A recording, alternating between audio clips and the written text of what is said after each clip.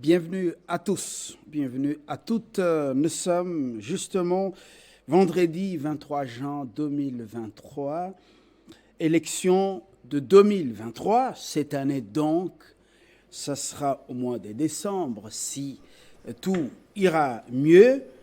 Martin Fayoulou Madidi se retire.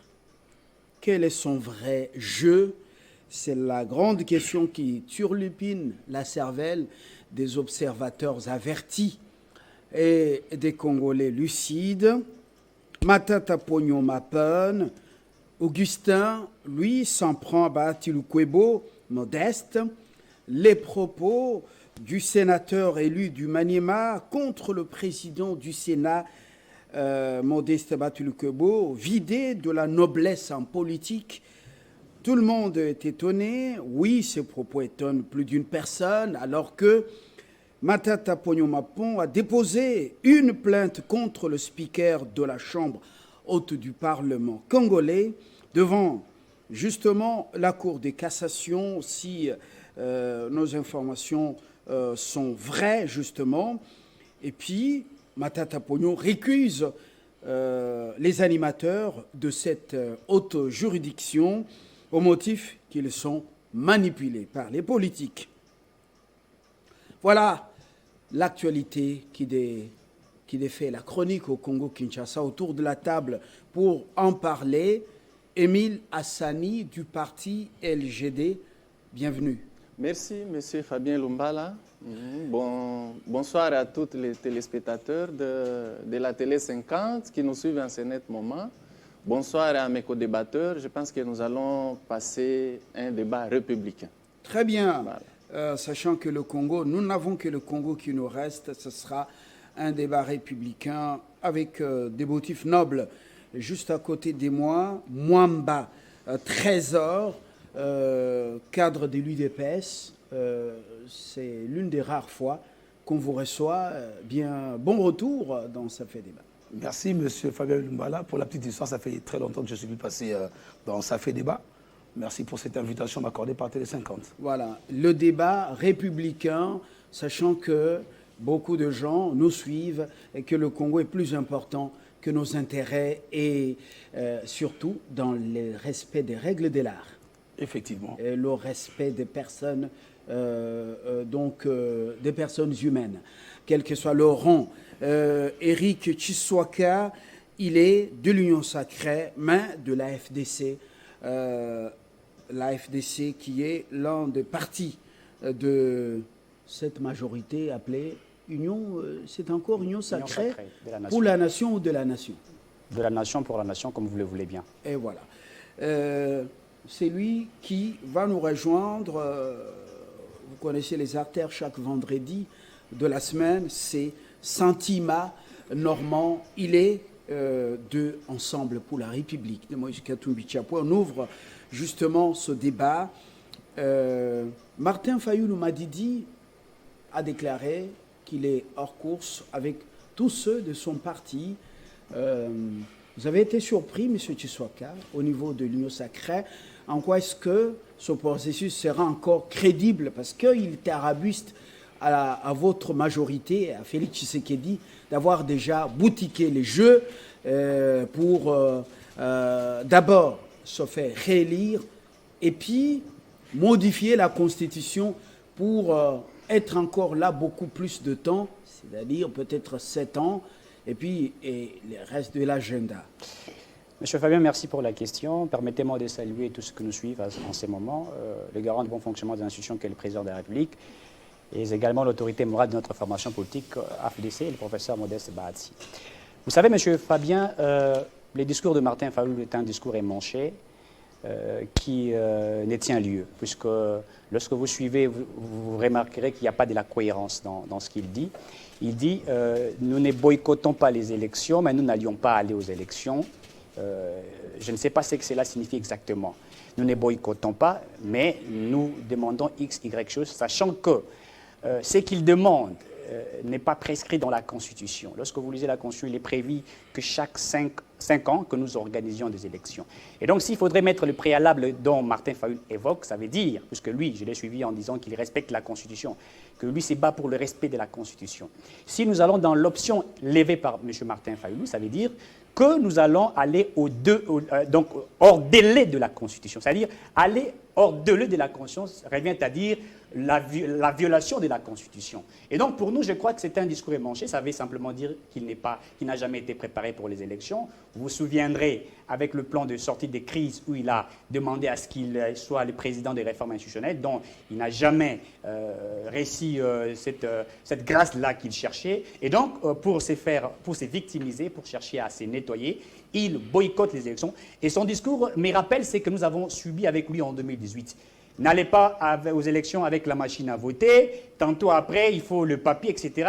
Et après, il s'est déclaré être le président élu. Donc, je disais que c'est un discours émanché. Un discours émanché revient à dire que c'est un discours qui ne tient lieu, un discours qui n'a pas de la cohérence. Et nous connaissons que M. Martin Fayoulou ne s'est pas préparé pour aller aux élections. Je n'ai pas, moi, suivi. C'est pas vous qui jouez le jeu. Avez-vous approché déjà Martin Fayoulou, pas personne interposée? Est-ce que ça ne fragilise pas les quatre? Vous n'y êtes pour rien? Non, mais nous réfléchissons à haute voix. La démocratie démontre à suffisance aussi qu'après son discours, Moïse Katumbi a dit qu'ils vont aligner le candidat. Ça veut dire que Moïse Katumbi croit aux élections. Lorsque Katumbi dit qu'il va se présenter aux élections, ça veut dire que Moïse Katumbi s'est préparé aux élections. Mais pour M. Martin Fayoulou, c'est la crainte. Il a peur d'être battu par le président Félix Tshisekedi. Donc, pour nous, nous comprenons que c'est un discours sycophante qui ne tient lieu.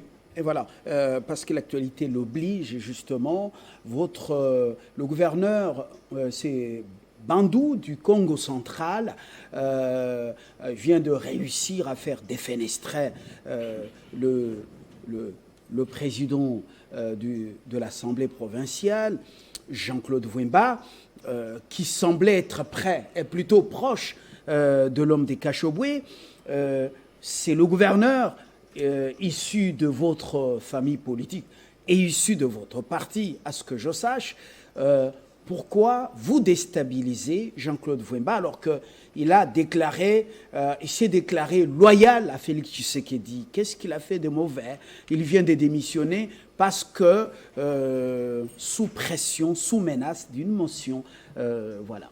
Écoutez, nous sommes dans une démocratie, lorsque les règles de jeu ne sont pas respectées, c'est la liberté y est, que ce soit au niveau des députés provinciaux et aux autres de pouvoir s'expliquer.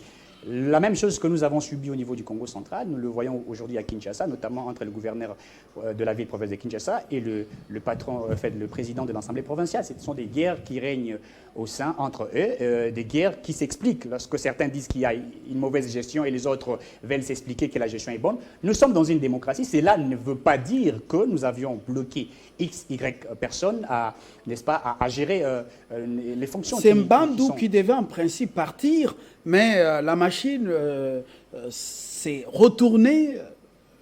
Voilà. J'ai suivi Jean-Claude Vwemba qui a dit que lui soutient la vision du président Félix Tshisekedi et qu'il est derrière la vision du président Tshisekedi. Moi, je crois que c'est là, il n'y a pas un débat sur base du fait que X soutient et Y ne soutient pas. C'est les règles qui sont établies. S'il s'avère que le gouverneur de la province ou les députés provinciaux ont remarqué une mauvaise gestion au niveau de l'Assemblée provinciale, qui ont remarqué X, Y chose, c'est une liberté de la démocratie. Donc, il n'y a pas de guerre là-dedans. Au niveau de Kinshasa, au niveau du Congo central et ailleurs, c'est la gestion des finances, comment faire en sorte que les comptes, ses propres comptes dans les banques pour pouvoir bien préparer le retour auprès des électeurs. Je vais revenir à vous.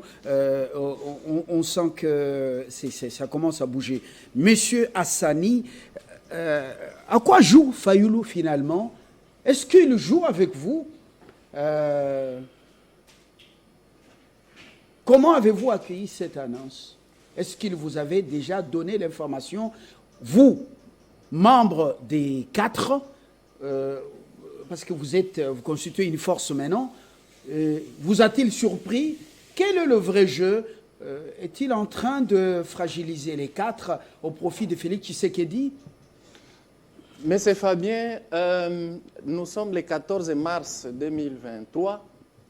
Les 4 leaders de l'opposition et candidats déclarés à l'élection présidentielle 2023 se sont retrouvés à Lubumbashi. J'avais le privilège de faire partie de la délégation qui avait accompagné l'honorable Matata Pognon dans le cadre de son parti politique, le LGD, notre parti politique. Et ensemble, ils ont décidé, les 4 leaders, de cheminer ensemble tout au long du processus électoral. C'est-à-dire, lorsqu'il y a des questions épineuses, des questions vitales de la nation, ensemble, ils vont se prononcer. Notamment en ce qui concerne le processus électoral. Il vous souviendra, dans cette déclaration, ils se sont prononcés par rapport au processus électoral en disant que ce processus électoral était chaotique. Et point n'est besoin de démontrer les différentes irrégularités et voire même fraudes en téléchargement ou en préparation.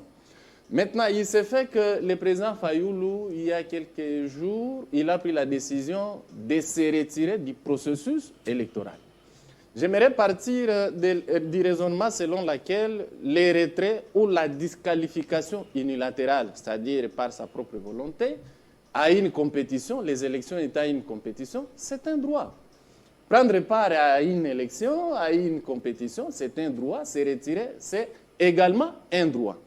Maintenant, c'est quoi notre point de vue? Notre point de vue, vous savez, au LGD, le LGD, c'est une formation politique, de même que les CID.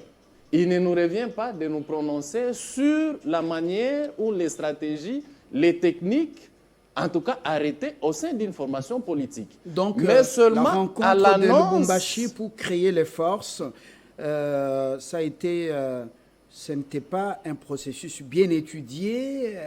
Comment vous avez réfléchi, analysé la chose au niveau de LGD? Est-ce que Matata Pognon, et plutôt Fayoulou Madidi, serait sous pression des parrains qui étaient à Genève il y a quelques années pour pouvoir laisser, comment on dit, l'expression, pour pouvoir laisser les chances à l'autre candidat qui est Moïse Katumbi, ou bien c'est un jeu du pouvoir pour pouvoir vous fragiliser. Comment avez-vous trouvé ça? Est-ce que c'était une tour de Babel, cette rencontre de Lubumbashi? Non, pas du tout. J'aimerais ici apporter quelques précisions parce que les gens ont tendance de croire comme si la rencontre de Lubumbashi, cette formation de ces blocs-là, avait comme objectif la désignation d'un candidat commun nullement.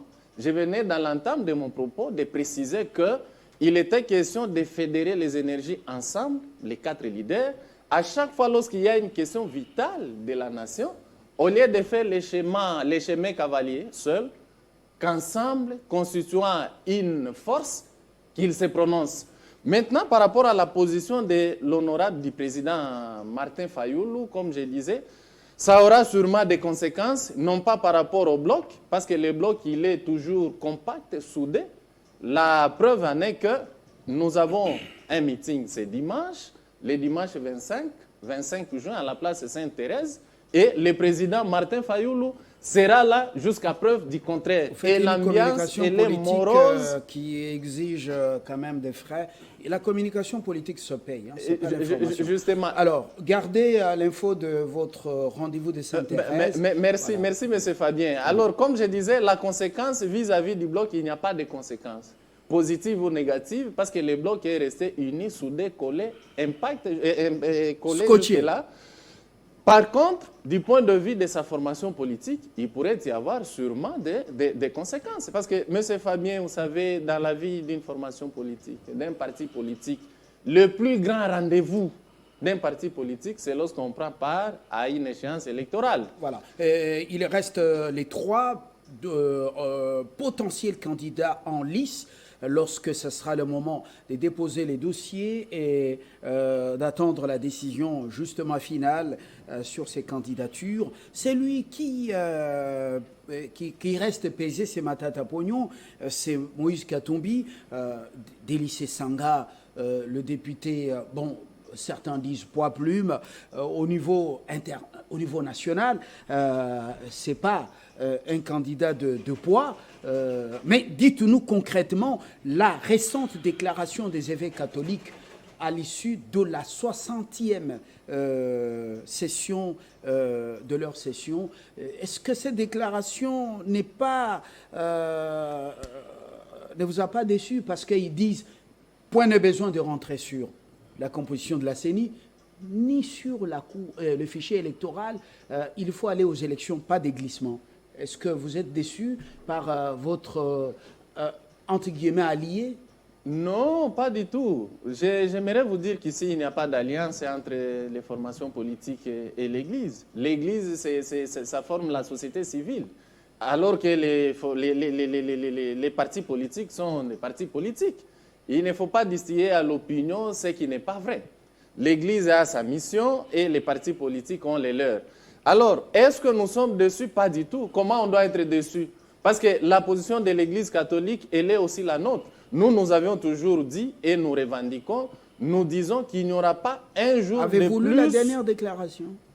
Vous avez évoqué quelques arguments ou quelques raisons? Selon cette déclaration, M. l'abbé Cholet, Monseigneur Cholet dit, alors, élection, pas de glissement, mais la recomposition du bureau de la CENI, la CENCO ne parle pas le même langage que l'opposition, et également la révision du fichier électoral, ce n'est pas leur affaire, il faut aller aux élections.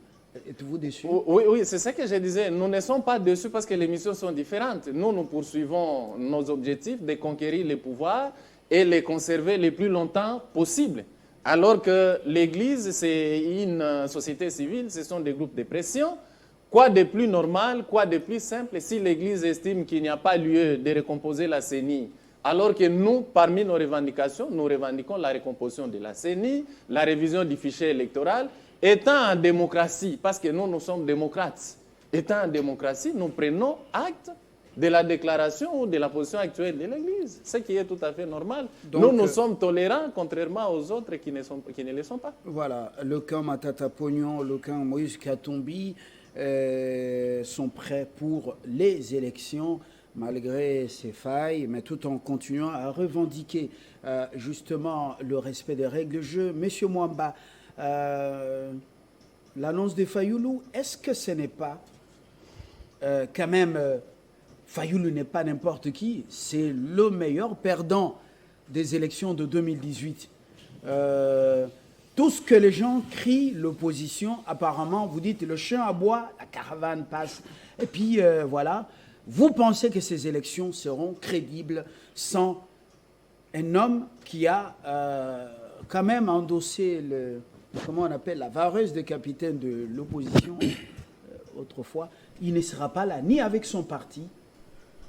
Vous sentez-vous fier d'organiser des élections comme ça? Merci, M. Fabien Lumbala. Encore une fois, je salue le peuple congolais qui nous suit en ce moment. Sur la question de l'honorable député Fayoulou, président du parti SID, nous, UDPS, son départ, son retrait dans le processus électoral, basiquement, c'est un non-événement. Pourquoi non-événement? Parce que c'est un adversaire politique, c'est un parti politique comme tant d'autres partis politiques. Ce n'est pas une surprise. M. Fayoulou se distingue toujours dans le manque de sincérité, même avec ses amis, même avec ceux qui sont autour de lui.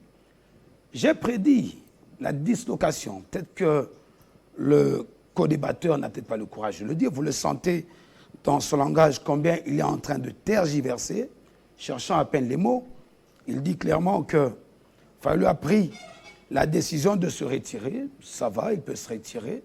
Et tantôt, il nous fait entendre ici que M. Fayoulou est avec eux. Écoutez, mon prédécesseur, l'autre débatteur, a clairement expliqué. Je crains de répéter les mêmes phrases qu'il a dites ici. Donc vous avez réussi à voir Fayoulou? Non, il n'y a rien à voir. Quelle est la contrepartie? La contrepartie, avant que je n'y arrive, je tiens à rappeler quelque chose de très important. On doit arrêter à vendre des illusions politiques. Nous connaissons les acteurs et leur jeu. M. Fayoulou s'est senti faible. Face à qui? Face à son porteur, qui n'est que M. Katumbi.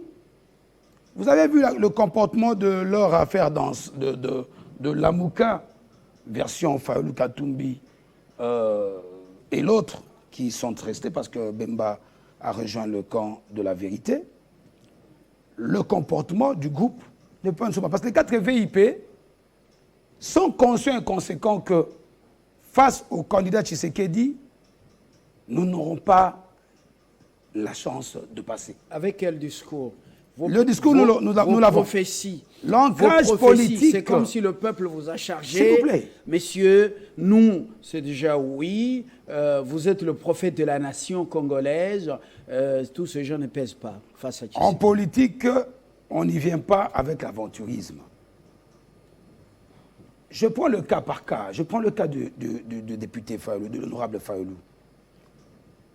Il doit arrêter de faire croire aux Congolais qu'il a un grand ancrage politique au Congo. C'est un mensonge. J'aimerais que la communauté internationale qui nous suit ici, T50 et suit partout, le faiseur de Fayoulou s'appelle Katumbi. Fayoulou est la résultante de l'arnaque de Genève. Il est conscient que son parti politique n'a pas d'ancrage dans la République, partout dans les provinces. Il sait qu'il n'a même pas... Sur base de quel sondage? Écoutez, sur base de quelles études? Voilà. Quelle enquête? Nous observons, nous sommes dans un jeu. J'ai aimé ce que le co-débatteur a parlé, il dit, la politique était un jeu démocratique. Ce sont des adversaires politiques que l'on ne néglige pas. Nous, UDPS, nous sommes concentrés à nos propres élections. Et nous observons ce qu'ils font. Nous savons que Fayoulou n'a pas d'ancrage politique. Matata n'en a pas non plus. On respecte quand même l'ensemble de Katumbi, qui aujourd'hui se distingue dans des départs. Vous avez vu combien une franche partie des députés nationaux sont partis et estimaient que leur place n'était pas là parce qu'il n'y avait pas la vérité de ce côté-là. Parlons de l'honorable Fayoulou. Je pense simplement que sa décision... Avec des arrestations qui sont en cours, des interpellations et quoi encore, des perquisitions, est-ce que vous n'êtes pas en train de fragiliser l'adversaire? Le vous que vous utilisez là, c'est un vous de majesté ou un autre vous que vous utilisez. Parce que la justice est indépendante. On n'est pas censé oublier ici que les dossiers sécuritaires, parce qu'on ne doit pas avoir honte de le dire, que ceux qui ont été interpellés, il y a des grèves qui ont été déjà divulguées. Mais qui les a interpellés? Ce n'est pas la police congolaise, monsieur. C'est les services intelligents. Allez au stade où un service intelligent, les services de sécurité, se pointent vers vous, c'est qu'il y a anguille sous roche. Merci, Monsieur Mwamba. Justice en RDC était indépendante. C'est pas Matata qui va parler le même langage que vous. Ça va, après l'intervention de Santima, ça va nous amener dans comment on dit, dans la partie B de notre thématique. Monsieur Santima, on vous avait déjà annoncé. Merci d'être là. Fayoulou vous a-t-il surpris au niveau de Ensemble? Si le camp Matata Pogno reste imperturbable et constant chez vous, est-ce que vous avez perdu quand même un élément de taille au niveau de Kinshasa? Ou ça fait partie de vos stratégies? Fayoulou a déjà eu sa part au niveau de l'homme des Cachoboué pour pouvoir lui apporter son appui total. Vous savez, très cher Fabien, d'abord je tiens à présenter mes excuses à mes co-débatteurs pour Oui, on l'avait déjà fait, les routes. Alors, par rapport à cette préoccupation, par rapport à cette question, il faudrait que nous puissions préciser. La toute dernière intervention des 4 leaders à Lubumbashi, cela a été bien précis, bien défini, que nous ne sommes pas là, ils ne sont pas réunis pour mettre une politique commune autour des questions relatives aux élections, mais c'était par contre de pratiquer, de mettre en place des actions d'ensemble. Donc, chaque parti politique gardait sa vision de faire des choses, sa façon de faire des choses. Et donc, si tel a été le cas du parti du président Martin Fayoulou Madidi, nous, Ensemble pour la République, respectons cette position. Et comprenons également aussi que c'est aussi une façon pour nous de faire pression. Mais il se retire, mais non seulement ça, mais il ne veut pas que ceux de son parti, que son parti ne présentera pas, il ne l'a pas annoncé, son parti ne présentera pas dans la se déclaration présentera pas aux élections. ne se présentera pas, merci, aux élections. Dites-nous. Je n'ai pas reçu mandat de décider. Non, est-ce que ça ne fragilise pas Cela ne fragilise en rien l'opposition, puisqu'au jour d'aujourd'hui, nous l'avions dit et nous continuons de le dire. Le tout premier adversaire de M. Tshilombo Tshisekedi, le président de la République, c'est son bilan. C'est ce peuple congolais qui est en train de souffrir, qui est en train de constater comment sa situation est en train de subir un changement totalement négatif de manière criante et insolente. Et pour le jour d'aujourd'hui, tous les signaux de la République sont dans le noir. Personne ne pourra faire un débat par rapport à cet élément-là. Donc, par rapport à cette préoccupation, nous disons ce qui suit ensemble pour la République. La position du président Martin Fayulu est de décider, puisque nous ne pouvons pas dire que le président Martin Fayulu pourra prendre une décision sans pour autant consulter son état-major. Je suis convaincu que cette décision a été réfléchie dans les idées et que le président Martin Fayulu en a fait une déclaration dans l'unanimité dans son parti politique. Mais pour nous, ensemble pour la République, nous reconnaissons cette position. Mais nous disons ce qui suit. Nous sommes sereins et on sait très bien que le jour d'aujourd'hui, à l'absence de répondre aux besoins des Congolais, l'UDPS au pouvoir avec sa bande de l'Union dit sacré qui n'a rien de sacré, ont opté d'entamer dans une démarche de faire de sorte que toute le base qui devra permettre à ce qu'il y ait des élections apaisées. La sortie de... Voilà, que cela ne puisse pas avoir lieu tout en multipliant des arrestations. Aujourd'hui même, pas plus tard qu'hier, avant-hier, on a arrêté de manière scandaleuse, spectaculaire, l'honorable Franck Diongo. Et tous les signaux, aujourd'hui, c'est défini clairement que l'UDPS au pouvoir, que c'est bon, l'Union sacrée, on perd des élections. C'est à ce titre-là, ils sont en train de multiplier des actions pour créer la tension. Ensemble pour la République, dit ce qui suit.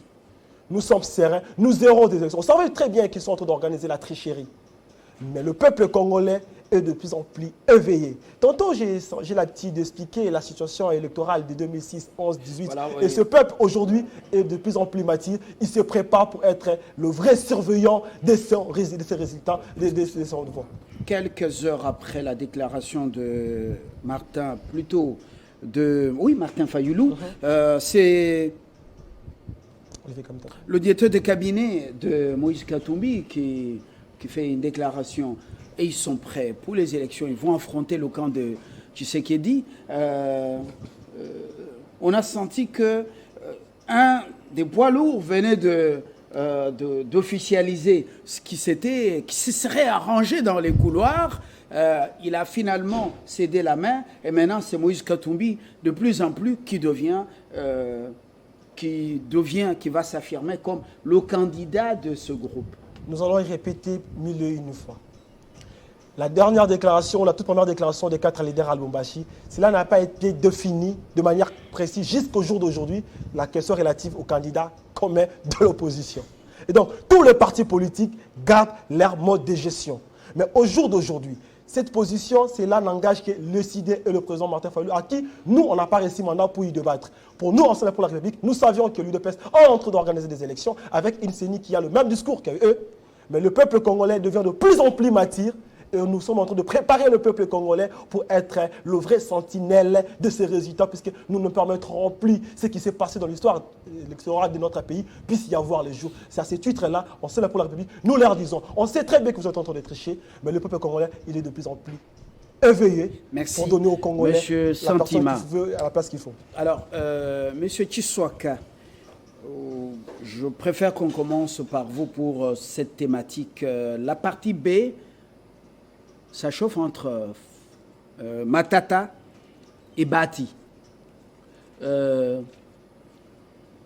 la petite histoire récente, M. Mukolo, procureur général près la Cour constitutionnelle, est allé solliciter auprès du bureau du Sénat la levée des immunités pour que Matata soit poursuivi dans cette phase des éléments nouveaux dont il dit être en possession, en l'affaire Bukanga-Lonzo. Bati a répondu avec son bureau que Matata, depuis qu'on a levé les immunités, vous ne nous avez pas fait rapport de la suite du dossier bien arianisé. Depuis cette date, il est toujours à votre disposition. Ça ne sert à rien de venir encore nous demander d'élever les immunités. Et après, vous connaissez la suite. Voilà. Il est traduit en justice, donc auprès de la Cour de cassation. Et ensuite, voilà, vous avez suivi les propos qu'il y a eu. Matata, plutôt, Bati n'a pas encore réagi. Est-ce que, apparemment, vous êtes confortable dans votre position? Matata est déjà livré? Monsieur Fabien, d'abord, j'aimerais expliquer à mon ami... Matata est déjà livré, son sort scellé? Ce n'est pas au bureau du Sénat de déterminer un sort d'un sénateur, puisqu'il y a ces principes de séparation de pouvoir. Mais je rappelle à mon frère de l'ensemble que la décision prise par Martin Fayoulou était une décision personnelle sans consulter ses cadres et membres. La raison pour laquelle nous avons vu un député, Ados Ndobassi, envoyer une correspondance à M. Fayoulou, n'est-ce pas, de repenser... n'est-ce pas, son discours de la non-participation. Ça prouve à suffisance que c'était une décision personnelle. Alors, revenons à la question fondamentale sur Matata. Ici, il faudrait définir la mission de la Cour constitutionnelle. Parmi les plus grandes missions de la Cour constitutionnelle, la première de mission, il est le garant même de la Constitution, la protection de la Constitution. La Cour constitutionnelle interprète même la Constitution. Lorsqu'il y a des ambiguïtés, lorsqu'il y a des failles, cette Cour a la capacité de pouvoir interpréter la Constitution. Alors, la question se pose. On dit qu'il y aurait un arrêt qui avait été rendu depuis très longtemps sur M. Matata. Nous connaissons que l'arrêt a été rendu. Alors, la question fondamentale, c'est de se poser pourquoi le procureur général près de la Cour constitutionnelle a envoyé encore... Soukaloba, Matata, la Cour cons s'était déclarée incompétente pour juger l'ancien Premier ministre. Évidemment. La Cour de cassation s'est déclarée autant incompétente. Tout à fait. Je parle sous votre contrôle. Tout à fait. Le camp de Matata. Et puis, on dit qu'il y a des éléments nouveaux. Tout à fait. Est-ce que Bati ne pouvait pas dire, nous ne pouvons pas vous lever les immunités, voilà. Il est vrai que la Cour constitutionnelle s'est déclarée incompétente. C'est une véracité. Il est vrai que l'arrêt de la Cour a été rendu public. Mais le problème se pose. Est-ce que cette Cour constitutionnelle avait-elle, comme elle interprète aussi la Constitution quand il y a des ambiguïtés, est-ce que cette Cour nous a-t-elle dit quelle serait la juridiction d'un ancien Premier ministre?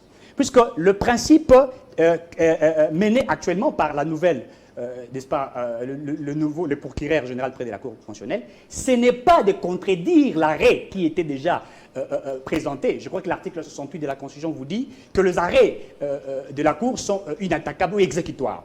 La décision du procureur général, ce n'est pas d'attaquer cet arrêt qui a été mis en place. Ce n'est pas de supprimer cet arrêt qui a été mis en place. Ce n'est pas de modifier. C'est que ce que Kalouba et les autres auraient fait, ils ont déclaré que la Cour constitutionnelle était compétente de statuer sur la terre d'un ancien Premier ministre, mais il a fallu que cette Cour, dans la définition même de la naissance de cette Cour, de nous dire, puisque c'est la grande Cour qui protège la Constitution, de nous dire quelle serait, n'est-ce pas, la juridiction. Voilà pourquoi. Nous restons au Sénat maintenant. Le Sénat, Matata reproche Outarabiste au bureau du Sénat avec son président Bati Lukwebo d'être en connivence ou de jouer un jeu avec la Cour constitutionnelle qui serait manipulée selon lui, dont il vient de récuser d'ailleurs les animateurs, de travailler contre lui. Vous savez, M. Fabien... Est-ce que le Sénat joue une carte dedans? C'est pourquoi la question, l'essor de Matata est-il déjà scellé? M. Fabien, vous savez, le rôle du ministère public, c'est d'exécuter un jugement. Lorsqu'un jugement est rendu, le ministère public exécute un jugement. Lorsqu'un jugement est rendu, ce n'est pas le rôle du bureau du Sénat. C'est au ministère public d'exécuter un jugement qui a été rendu. Pour la levée des immunités de Matata, je crois qu'il y a eu une correspondance adressée au bureau du Sénat, dont le Sénat, conformément au règlement d'ordre intérieur de l'article 218, le Sénat a levé les immunités de M. Matata. Il faille, conformément au principe du droit administratif sur le principe du parallélisme de la forme, qu'il faille, comme le ministère public, son rôle important, c'est celui d'exécuter un jugement qui a été rendu par la justice, il faille au droit administratif que celui-ci attribue une correspondance, n'est-ce pas, au bureau du Sénat ou au Sénat pour dire, voilà que nous avons rendu, n'est-ce pas, un jugement où nous avons été là pour que nous puissions rendre un jugement afin que vous exécutez. Ah, s'il vous plaît, M. Fabien, en droit congolais, le ministère public, le rôle du ministère public en droit congolais, c'est de surveiller l'exécution même des actes législatifs, des actes réglementaires, même de jugement. C'est-à-dire le ministère public suit, n'est-ce pas, si un jugement n'est pas rendu ou si un jugement n'est pas exécuté. C'est son rôle important. Donc ici, ce n'est pas au bureau du Sénat n'est-ce pas, de pouvoir dire, écoutez, nous exécutons d'office. Il a fallu qu'il y ait le respect du principe des droits démocratiques, qui du reste n'a pas été respecté. Voilà. Et bien le professeur Modeste, président du Sénat, ce n'est pas lui seul qui décide, c'est le bureau qui a décidé. Ils attendent que cela soit exécuté pour que le Sénat donc le bureau du Sénat n'est pas encore notifié pour le dossier bien arianisé, encore moins pour le dossier Boukangalonzo. Monsieur Hassani, dites-nous concrètement une question, la toute première. Si ce combat, c'est un combat noble, et sur le plan judiciaire et sur le plan politique, pourquoi des propos déplacés? On sent que ce n'est plus Matata qu'on connaît. Il s'en prend ouvertement à Modeste Batulukebo des attaques ouvertes et personnelles. Est-ce que là, nous sommes toujours dans la noblesse de cet art? Merci beaucoup, M. Fabien. J'aimerais d'abord préciser, et avant d'entrer de jeu, j'aimerais préciser qu'il ne revient pas à la Cour constitutionnelle, comme j'ai entendu ici des affabulations. La Cour constitutionnelle est la protectrice de la Constitution, garant de la Constitution. Ça, c'est grave. Et surtout lorsque ça sort d'un juriste, je peux comprendre si cela venait d'un profane en droit. Alors, M. Fabien Lumbala, je crois que vous avez compris ici, la complicité au grand jour est allée au grand jour entre la justice et monsieur le président du Sénat. Vous avez compris. Parce que prenant parole, vous êtes quand même parmi les conseillers du président du LGD, des juristes, des économistes, des politiques. Pourquoi vous l'avez abandonné, piqué la colère, jusque dans les attaques personnelles à une personnalité, alors qu'on pensait que la noblesse caractérise cet art? Qu'est-ce qui se passe? J'en viens, monsieur Fabien. Je n'aimerais pas que l'opinion soit emballée ou emportée, comme quoi le président Matata Ponyo est moins élégant politiquement. Ce qui n'est pas le cas, parce que tout le monde sait dans ces pays, s'il y a des politiques élégants, M. Matata Ponyo en fait partie. M. Matata Ponyo est victime d'un complot institutionnel diabolique. Et à sa place, je crois que même vous, M. Fabien Lumbala, je ne pense pas que vous serez en mesure de résister. Et je vais démontrer ce complot institutionnel. Moi, aujourd'hui, je vais parler en tant que juriste parce que les réflexes premiers d'un juriste, c'est les recours à la loi. C'est comme ça que j'ai apporté la Constitution afin d'édifier le public qui nous suit en ce moment. Au terme de la Constitution, l'article 68, on nous dit on énumère 4 institutions de la République. La première institution, c'est le président de la République, le gouvernement, les parlements. Épargne-nous trop de théories vu le temps. Non, en 2 minutes, je vais démontrer comment M. Matata Ponyo est victime d'un complot institutionnel. Donc on ne peut pas le juger, lui. L'adjectif qualificatif de diabolique. Complot institutionnel diabolique. Tout a commencé au niveau comme vous le savez, du parquet général après la Cour constitutionnelle. La même erreur qu'on a commise à l'époque, on vient de la répéter. Et la personne qui facilite cette irrégularité, cette violation constitutionnelle flagrante, c'est le président du Sénat. Il vous souviendra que M. Matata Ponyo, jamais dans l'histoire de l'humanité, quelqu'un n'a été acharné, persécuté dans son propre pays, comme c'est le cas avec M. Matata Ponyo. Coup sur coup, le procureur général de la République, le procureur général après la Cour constitutionnelle, a adressé au Parlement, au Sénat, 4 réquisitoires contre la même personne. Et n'eût été la complicité du président du Sénat. Parce qu'il vous souviendra que le Sénat avait déjà voté, le Sénat prend des résolutions, c'est ça la décision du Sénat.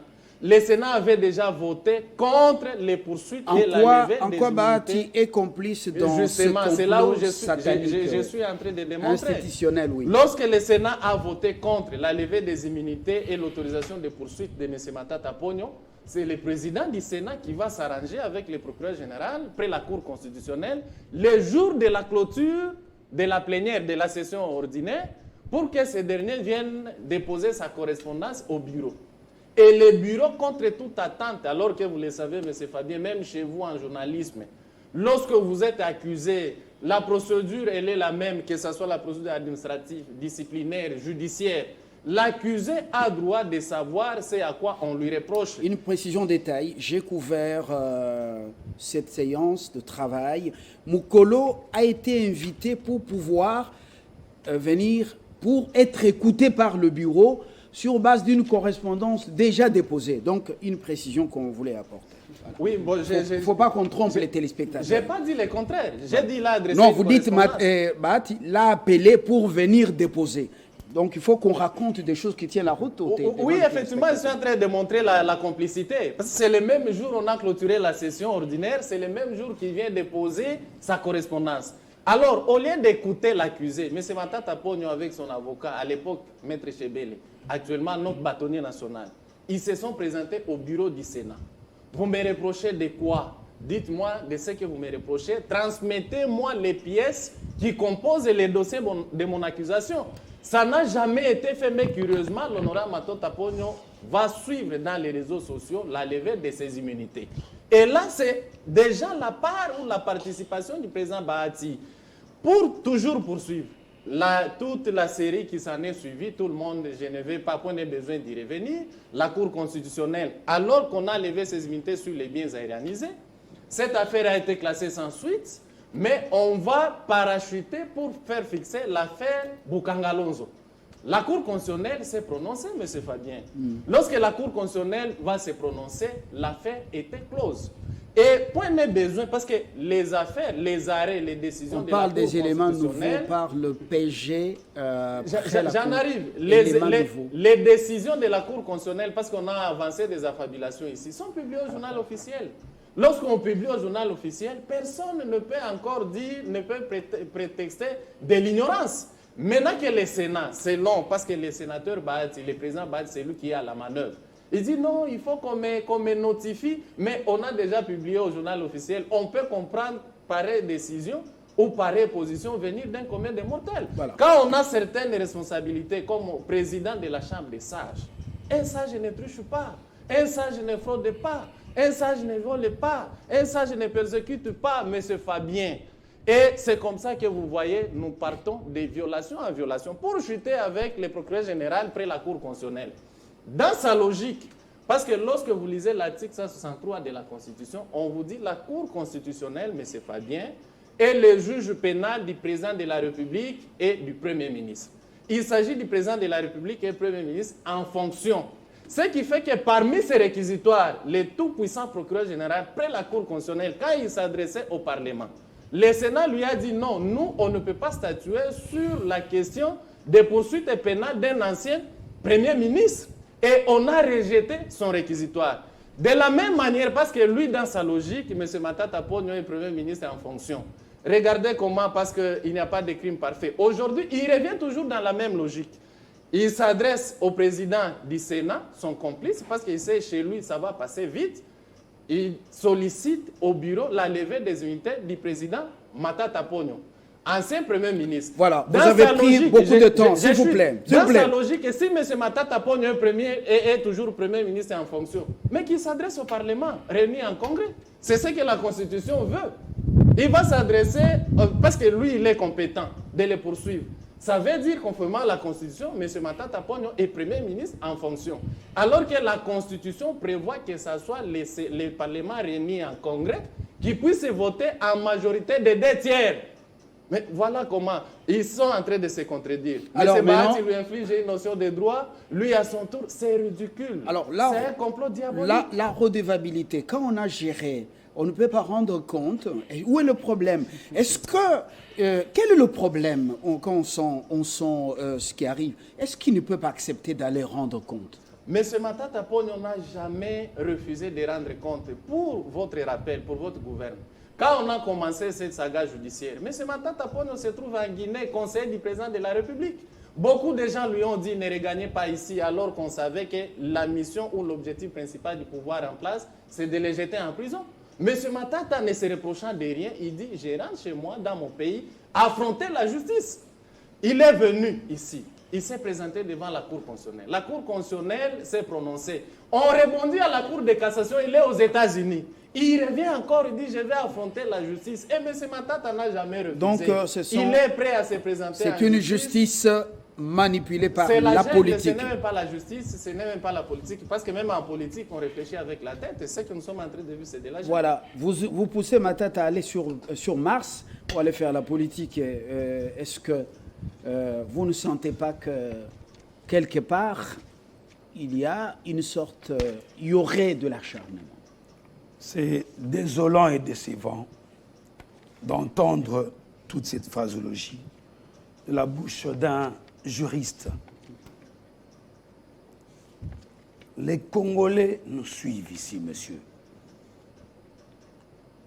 La RDC n'est pas une jungle. Laissez le diable tranquille.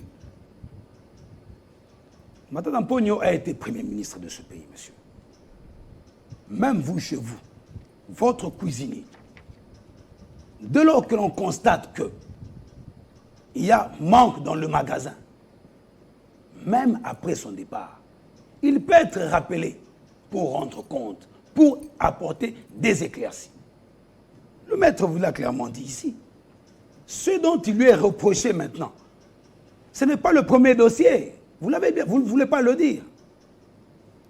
Il a été déposé un autre réquisitoire, je ne suis pas juriste, mais du moins il a été déposé un autre dossier de Boukangalonzo. Qui ne connaît pas, qui ne sait pas que le dossier Boukangalonzo, il y a eu des détournements énormes. Mais qui chapeautait Boukangalonzo? Le patron de la Troïka, le pilote de Boukangalonzo. N'est-ce pas le premier ministre Matata Mponyo? Mais ne prenez pas le Congolais pour des idiots. On parle de justice.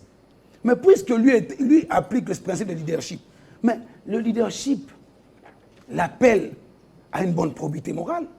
Vous, en tant qu'homme d'État, le propos tenu par Matata Mponyo que vous défendez, est-ce normal pour un homme d'État d'avoir des propos injurieux qui le poussent déjà dans d'autres infractions? Qu'à ça ne tienne. Dès lors qu'une personne est soupçonnée de détournement, de surfacturation, les seuls dossiers d'examination, restons dans Boukangalonzo. Allez à Boukangalonzo, tous les voisins là savent qu'ils ont volé de l'argent. À la tête, M. Matata Mponyo. Mais puisqu'il se sent propre, un bon leader, en âme et conscience, qui ne serait irréprochable, n'aura bien peur d'affronter la justice, de se présenter comme il a bien tweeté avec plusieurs likes. Mais pourquoi y mixer le pouvoir? D'autant plus que vous êtes juste le pouvoir judiciaire à sa mission. Mais aujourd'hui, monsieur Fabien Lumbala, nous en tant que parti politique... Mais tout doit se faire dans le respect des règles de jeu. Nous ne sommes pas la justice. Dans le respect des textes légaux qui régissent notre justice, justement. Dossier bien arianisé. On a dit qu'il est clean, non? Il est clean. Moi, je rentre pas dans le fond. Je mets ça d'abord. Même Bahati dit, le Sénat n'a pas été notifié de la suite parce que les immunités ont été levées à cette occasion, à cette fin. Maintenant, on vient demander encore au bureau du Sénat, quoi?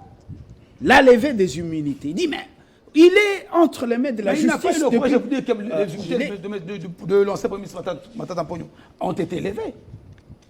Ça, il n'a pas voulu vous le dire. Mais écoutez, quand on parle de notre pays, mettons un peu de sérieux. Il est conscient que son chef n'est pas propre. Il va plaider pour lui. Puisqu'il se sent propre, qu'il n'ait pas peur d'affronter la justice. S'il était entré dans l'union sacrée. S'il était entré dans l'union sacrée. Mais voilà, attendez. S'il était entré dans l'union sacrée, s'il avait renoncé à sa potentielle candidature à la présidentielle, s'il avait apporté même 100 millions pour dire, voilà, voilà ce que j'apporte, est-ce qu'il serait poursuivi de la même manière? Très bonne Nous réfléchissons à haute voix. Oui, on réfléchit. Mais écoutez, faire partir de l'union sacrée n'enlève en rien la congolité en vous, ne vous épargne en rien. Si vous êtes une personne trompée, dans le dossier de détournement. Mais ceux qui sont Quels sont les membres de l'Union sacrée qui sont poursuivis de cette manière? Mais attendez, s'il vous plaît. S'il vous plaît, monsieur si ce n'est pas une sorte de purgatoire. Mais attendez, je vais vous parler d'abord de collaborateurs chez quelqu'un qui a été interpellé. Vous avez vu, évitons de classifier les choses dans un esprit toujours de voir le diable d'ailleurs. Mais le gestionnaire, il vient de le citer, de la Sonéhydrop, qui a été empêché de sortir. Vous n'en parlez pas, ça ne le voyez pas. Vous avez vu ici que M. Vital Kamerhe avait été interpellé, avait été arrêté, puis blanchi, il y avait même un procès public. Non, laissons il est passé au purgatoire. Mais attendez, c'est la justice. C'est la justice qui a estimé que M. Kamerhe était propre. Ce n'est pas le président de la République. Ce sont des choses. Et que monsieur nous fasse croire ici, parce qu'il est juriste, que M. Matata Pogno ne doit pas répondre à des actes encore lui reprochés, mais ça, ce ne sera pas sérieux. Et si vous affirmez ici que, de lors qu'on a été responsable, gestionnaire dans cette République, après notre mandat, on ne peut plus rendre compte, mais ça, c'est encore plus grave. C'est que si sur les cas, il faut revoir certaines dispositions de la Constitution de la République. Oui. J'allais rajouter quelque chose, M. Fabien. Monsieur, j'ai entendu l'ancien ministre de la Santé a été aussi purifié. C'est la justice. Non, a été aussi purifié. C'est ce que j'ai dit. Si Kabonde change les fusils d'épaule et dit, bon, je rentre à la maison, j'ai été une brebis égarée, je pense qu'il sera aussi purifié. Je crois que si Bisselele, Samand aussi, peut-être, il serait purifié. Alors là, est-ce que la justice n'est pas, en fait, ne serait-elle pas comme un petit oiseau entre les mains des décideurs politiques? La justice n'est pas infondée par la politique. Ça, il faut le savoir. Dès lors qu'une personne est présumée ou encore est suspectée d'avoir posé des actes à l'encontre de sa mission lui accordée, il est non qu'on le poursuive. J'allais rajouter quelque chose par rapport à ce que j'ai entendu avant que... De M. Santima. Oui, M. Santima a parlé beaucoup de choses ici. Vous savez, monsieur, lorsque vous parlez des affaires qui concernent les élections, occupez-vous d'abord de mettre de l'ordre chez vous. Puisque vous prétendez ici que rien n'a été fait. Vous avez été dans le gouvernement de la République. Allez poser à M. Christian Mwando, qui était ministre du Plan, qui aujourd'hui se transforme en sécessionniste, qu'il vous pose, qu'il vous réponde, quel a été son bilan. Posez la question à votre ministre, parce que c'était des roublards qui sont entrés pour chercher un peu d'argent, et voilà, se retirer. Les Congolais savent, noir sur blanc, que vous n'avez aucune intention d'aller aux élections. Les 4 VIP, les 4 opposants, n'ont pas l'intention d'aller aux élections. Mais, qu'à cela ne tienne, nous, UDPS, nous restons concentrés à ne pas aux élections. D'autant plus que, on est à quelques mois, vous êtes incapable aujourd'hui de me dire que vous avez déjà conçu, votre porte-parole a été incapable de porter le plan projet. Ici, vous nous dites que l'Union, plutôt les 4 VIP, vous vous contredisez vous-même parce que tout le monde qui nous suit peut le constater. Vous dites ici que nous sommes toujours ensemble. Bon, il a été mieux pour monsieur Fayulu de se retirer. Et nous sommes ensemble, nous n'avons pas de projet, nous ne mettons pas ensemble notre politique commune. Mais dites-moi, dès lors que vous mettez, s'il vous plaît, aucune politique commune, mais vous cheminez ensemble comment? Écoutez, on n'a pas besoin de fuite en enfance, assumez, vous n'êtes pas le seul parti politique au Congo, il y en a plus de 400 partis politiques, vous n'êtes pas le plus grand parti politique. Déjà, votre parti... Merci, M. Mamba. Merci, M. Mamba. Santima, par rapport au dossier Matata, est-ce que vous avez la même lecture qu'il y a de l'acharnement pour celui qui est quand même avec Moïse Katumbi là? On sent que vous ne vous prononcez pas sur cette affaire. Qu'est-ce qui ne va pas? Très cher Fabien, je demanderai à mes co-débatteurs de l'Union des Sacrés de s'apaiser. Nous parlons en République. Mais quand nous parlons en République, nous devons également avoir un accent purement scientifique. Il faudrait éviter, nous qui sommes des hommes de droit, avocats de mon État, d'engager certains débats tout en mélangeant des choses, et là, ce n'est pas vivable. La question relative dossier Dès lors Matata que Ponyo. vous utilisez des termes injurieux, c'est ce que le doc Vivable, c'est ce qui est... Je parle de vos propos injurieux. S'il vous plaît, Vivable, c'est ce qui est propre. évitez Tenez des des propos, propos mesurés. évitez Je des vous ai propos suivi. blessants, et puis... Vous avez tenu des propos injurieux avant. Parlons comme des Je sais adultes. bien faire ce jeu. De propos injuriants, je m'en excuse, mais je crois n'en pas avoir. Avancez, monsieur. Alors, par rapport à cette question relative au dossier Matata Ponyo, je voudrais répondre sur 2 axes. Le tout premier point, c'est sur le plan purement scientifique. Et le deuxième point, c'est sur le plan politique. Sur le plan scientifique, aujourd'hui, nous tous nous sommes d'accord que notre constitution, la loi mère, elle a de vide juridique. Je voudrais rappeler à mon frère ici qu'il ne revient pas au juge de définir le juge naturel d'un sujet. Par contre, il revient à la Constitution par le biais des législateurs qui sont les députés, qui malheureusement, ces quinquennats ici, cette assemblée de ces quinquennats ici, se sont plus avancés dans une logique de mangeoire de bivoire en oubliant le bien-être des Congolais, de construire l'architecture juridique de notre pays. Donc, au jour d'aujourd'hui, sur le plan de la Constitution, la question relative du juge naturel des anciens premiers ministres, cette question, à mon humble avis, semble être vide. Et l'arrêt de la Cour constitutionnelle, qui est un arrêt de pleine sagesse, il faudrait peut-être, dans le prochain jour, je demanderai à mes frères d'en lire cet arrêt tel qu'il a été argumenté, a bel et bien défini qu'il y a un vide juridique. Puisque ce vide juridique existe, ce n'est pas sur le plateau que nous devons nous chamailler, c'est par contre des initier des actions, afin que les députés puissent se souvenir de leur toute première mission, celui de légiférer les lois pour le bien-être du peuple congolais, afin que notre appareil de l'État puisse être bénéficiaire de toutes les pièces de bonne manière. Ça, c'est le tout premier élément. Je reviens dans un acte purement politique pour vous dire qu'au jour d'aujourd'hui, nous, ensemble pour la République, nous l'avions déjà compris. À l'absence de répondre aux besoins du peuple congolais, l'UDPS au pouvoir avec sa bande de l'Union dite sacrée, qui n'a rien de sacré, ont opté de iser de la justice, quoique la justice n'existera peut-être pas. De le mettre en place, avec l'option. Vous avez une récitation au niveau du parti qui revient là. C'est le quotidien des Congolais, c'est le quotidien des Congolais. Le cas Matata, apparemment, ça peut faire l'affaire pour ensemble, non? S'il est, parce qu'on sent que la justice est déterminée à le poursuivre.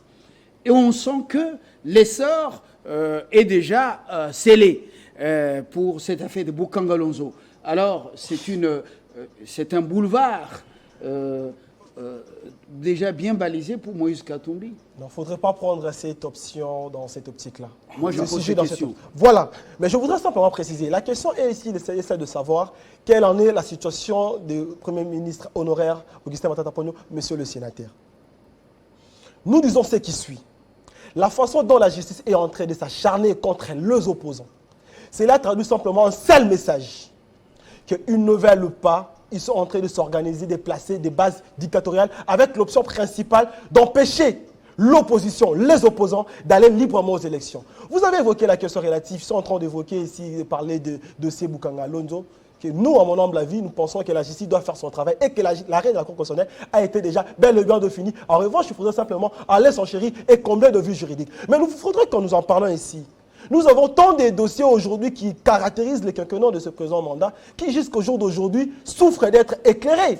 Et donc, juste un petit mot. Je crois que je devais avoir. Oui, vas-y. Donc, c'est pour dire ce qui suit. Oui. Au jour d'aujourd'hui, nous les disons ce qui suit. Et nous réitérons ce que nous sommes en train de dire. Le pouvoir n'a plus de discours. Le pouvoir, c'est en train de s'organiser, de créer une situation, d'empêcher tous les acteurs politiques capables de faire bouger de la ligne, de bien s'affirmer. Voilà. On va peut-être parler des cas de l'arrestation de Salomon des candidats, on peut peut-être parler des cas de Franck Djongo, Mike Moukebaye. Les cas sont légendaires, mais nous n'en parlerons peut-être pas ici sur le plateau de ces Covid-19. On n'en parlera peut-être pas de dossier ici, bateau de pêche. On n'en parlera peut-être pas ici, dossier bateau de pêche. Vous êtes dans une digression, monsieur. Dans une digression. Je ne suis pas dans une digression. Je recadre, s'il vous plaît. Je relance, c'est la chute maintenant. Oui. Votre dernière prise de parole, monsieur Tshiswaka. Bati Lukwebo, malgré son silence, est-ce qu'il est prêt à rejoindre Matata sur ce terrain des attaques au-delà de la procédure judiciaire si réellement sa requête sera recevable pour pouvoir tenter de poursuivre Bati. Est-ce qu'il peut être tenté de rejoindre Matata sur ce terrain avec les révélations? Par exemple, il avait aussi mal géré des tournées pendant que lui était son Premier ministre. Et voilà ce qu'il a fait. Il m'a dit d'entrer à l'Union sacrée. Je n'ai pas voulu. C'est à cause de ça que je suis en train de payer les pots cassés. Est-ce qu'il est prêt à le rejoindre sur ce terrain? Le président du Sénat, Modeste Bahati... Pourra-t-il aller répondre à une invitation de la justice pour une accusation comme ça, avec des propos derrière? Non, écoutez, le président Modeste Bahati n'est pas le ministère public pour exécuter un jugement, puisque je l'ai dit, le rôle du ministère public, c'est l'exécution du jugement qui a été rendu. Mon frère qui a fait le droit ignore que dans le rôle de la Cour constitutionnelle a aussi le rôle de protéger la Constitution, de veiller même sur le respect des textes de la Constitution. Voilà pourquoi, quand il y a ambiguïté, elle interprète la Constitution. Je suis un peu sidéré. Mon ami parle en disant qu'il y a un vide juridique. Et il évoque l'article 163 de la Constitution qui dit la juridiction compétente du président de la République et du Premier ministre, c'est la Cour constitutionnelle. Mais on n'a pas dit que le président en fonction ni le Premier ministre en fonction. On s'est limité simplement de l'article 163 en disant la juridiction du président de la République. Et donc là, il ne faudrait pas ici parler, n'est-ce pas, d'évoquer un vide juridique. Ceux qui nous suivent, les étudiants à l'université de Kinshasa, lorsqu'on va leur poser la question de savoir quelle serait la juridiction d'un ancien Premier ministre, il va répondre qu'il y a un vide juridique. Je crois qu'ici, il y a encore ambiguïté. Chuté. Mon ami ici est en train de tergiverser. Je l'ai dit ici. C'est au ministère public d'exécuter un jugement. Vous allez vous répéter. Modeste Bahati n'attend que, n'est-ce pas, une correspondance qui doit être adressée pour le respect du droit administratif. C'est ça le principe. Dès qu'il y a une correspondance qui est adressée au bureau du Sénat, eh bien, Modeste Bahati ne peut pas bloquer puisque le Sénat a décidé conformément à l'article 218 à l'alinéa 6 du règlement d'ordre intérieur. Est-ce qu'il peut le joindre sur le terrain des propos qu'il a prononcés? Ben, écoutez, c'est à lui d'apprécier, le professeur Modeste Bahati, c'est d'apprécier. Mais je crois que ce n'est pas un homme rancunier. Modeste Bahati est resté précis et concis. Merci. Nous, d'ailleurs, Modeste Bahati a répondu à la Cour constitutionnelle. Vous vous souviendrez, lorsque la Cour constitutionnelle a envoyé le réquisitoire, Modeste a dit « Nous avions déjà rendu notre décision depuis le 5 juillet 2021.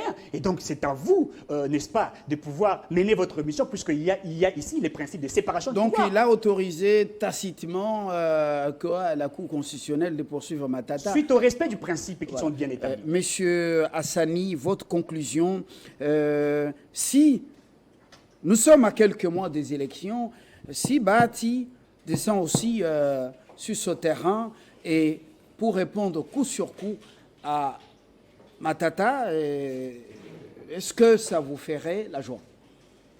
Ma conclusion, je vais m'adresser tour à tour au président de la République parce que c'est lui le garant de la Constitution. Ce n'est pas la Cour constitutionnelle. Il ne faut pas entrer dans un terrain... S'il vous plaît, s'il vous plaît. Épargnons-nous vos théories des auditoriums de la faculté de droit. Voilà. Merci beaucoup. Merci pour la protection. Je disais, je vais m'adresser au président de la République. C'est lui le garant de la Constitution. Et c'est lui qui veille au respect de la Constitution. Il en a prêté serment. C'est l'article 74. Moi, élu président de la République démocratique du Congo, je jure solennellement devant Dieu et la nation. Vous prêtez serment? D'observer. Je suis en train de lire les termes du serment du président de la République pour ressortir. Ne prêtez pas serment. J'ai lu la Constitution. Et là, on ressort les serments du président de la République. Et ici, le président de la République, lorsqu'il prête serment, il prête serment d'observer la Constitution et de sauvegarder l'unité nationale, entre autres comme mission. Alors, l'acharnement du président Bahati contre le président Matata Ponyo n'est pas à démontrer. Il vous souviendra, on a assisté à un ping-pong honteux au niveau du Sénat. Le président du Sénat s'est rébellé contre la décision de la Cour constitutionnelle. Il s'est même fait passer à quelqu'un qui interprétait la Constitution, mais heureusement recadré par le président Mbosso. Le président Mbosso a dit non, attention, lorsque la Cour constitutionnelle s'est déjà prononcée, conformément à l'article 168, la décision de la Cour constitutionnelle est exécutoire. Voilà. J'aimerais pour chuter rencontrer mon frère. Non, et non, même vous, M. Fadien, c'est la chute. Parce que vous avez dit, si M. Matata Ponyo dit ça veut dire que vous n'avez pas la bonne information. Le dossier Bukangalonzo, le projet n'a pas été piloté par Matata Ponyo. Et c'est important, il ne faut pas faire gober à la population de n'importe quoi. Le projet Bukangalonzo, c'était partenariat public et privé. Et la personne, et c'est ce que nous nous demandons, si on veut savoir la vérité sur l'affaire Bukangalonzo, la personne qui a géré, c'est une société sud-africaine. On appelle Africom Commodities. Et l'Africom Commodities a comme gérant M. Christo Grobler, qui n'a pas des immunités, qui n'a pas de privilèges de juridiction. Si on a besoin de savoir qui a fait quoi, mais qu'on appelle M. Christo Grobler, qui poursuitait monsieur du parti, en fait, du pouvoir en place, votre président de CESAC, le président de CESAC. Il a accordé l'interview ici à M. Christo Grobler. M. Christo Grobler a dit n'avoir jamais donné même un rond à M. Matata Ponyo. Alors que les rapports de l'IGF, c'est important. Les rapports de l'IGF, le début du commencement... Le temps, nous chutons, nous sommes en train de chuter. Votre conclusion rapidement. Oui, merci. Moi, pour le dossier Matata, c'était un non-lieu, c'était un non-événement, parce que déjà qu'il devra répondre face à la justice, mais il peut tromper les Congolais. Mais il a déjà accusé. Il peut, monsieur, sa conscience sait ce qui se passe. Je passe le dossier. J'aimerais dire quelque chose. Le processus électoral qui a été enclenché, cher monsieur juriste, est irréversible. Ça, il faut le retenir. Nous sommes en plein processus électoral. Ça, je tiens, je voudrais vous rappeler. Mais pourquoi vous préparez-vous par la CENI? Non, préparez-vous pour ces élections. Mais aussi, j'entends le frère, je suis étonné que je suis face à des juristes, mais il y a l'un qui fait... conclusion. C'est ma conclusion. Oui. Qui fait l'apologie du tribalisme. Il dit, Moukébaï, vous êtes juriste, vous ne savez pas de quoi il a été reproché, Moukébaï? Les propos que Safou et Moukébaï ont tenus... Quand votre secrétaire général... Vous êtes mon assistant. Je crois que les Congolais qui nous suivent peuvent tirer des conclusions. Ils ne suivent pas de ces ventes. Je suis juriste, tout ce qu'on voit après. Ce qui importe, c'est la bonne interprétation et des actes sincères. Merci. Merci. Nous terminons avec vous, notre ami Santima. Santima, écoutez, moi, votre conclusion. Ma conclusion, elle est celle-ci. Je voudrais, mon aîné, Maître Hassani, a évoqué la question relative, rappeler au président de la République à quoi il avait prêté comme serment. Mais moi, je voudrais, si, comme nous, on se serons dit au niveau de l'ensemble de la République, nous invitons le peuple congolais de prendre conscience au jour d'aujourd'hui qu'il est plus que temps de tout mettre en œuvre. Le pouvoir a montré son incapacité de gérer la République sur toutes les lignes. Donc, au jour d'aujourd'hui, le peuple congolais doit s'organiser de belle manière. Puisque vous en parlez, la question relative au processus électoral, nous le savons que ce processus est chaotique, mais nous disons au peuple congolais de s'organiser et tout ça. Nous demandons au peuple congolais de s'organiser, d'être le vrai sentinelle de ce résultat. Ça, c'est le tout premier élément. Le deuxième élément, vous savez, au jour d'aujourd'hui, il ne revenait pas au ministre Mwando, il ne revenait pas au ministre Chéribin de définir sa vision au niveau du gouvernement. Monsieur, en revanche, vous amenez dans la digression. Vous avez eu la part de ce ministre en étant dans l'ensemble. Je suis en train de répondre. Vous avez profité de ça. Maintenant, vous nous amenez dans... S'il vous plaît. Il faudra préciser On ne peut pas faire la digression. Par rapport au dossier Matata et la justice, votre conclusion, c'est ça? Notre conclusion, nous croyons que la justice fera son travail et que la Cour constitutionnelle s'est déjà prononcée. Vous la niez. Au jour d'aujourd'hui, nous avons simplement constaté que ce n'est rien d'autre qu'une sorte d'acharnement politique qui s'organise. Acharnement politique contre Matata Ponyo. Vous êtes juriste, s'il vous plaît. Voilà, entre-temps, nous attendons la suite de cette procédure et les Congolais observent, comme le dit souvent un Congolais sur la toile, Nalobi Kaka. Alors, nous on observe et le peuple va juger. Bientôt, le peuple sera aux urnes pour sanctionner. Le peuple, cette fois-ci, on attend de vous l'épreuve de la maturation. C'est très important. Voilà. Merci d'être venu.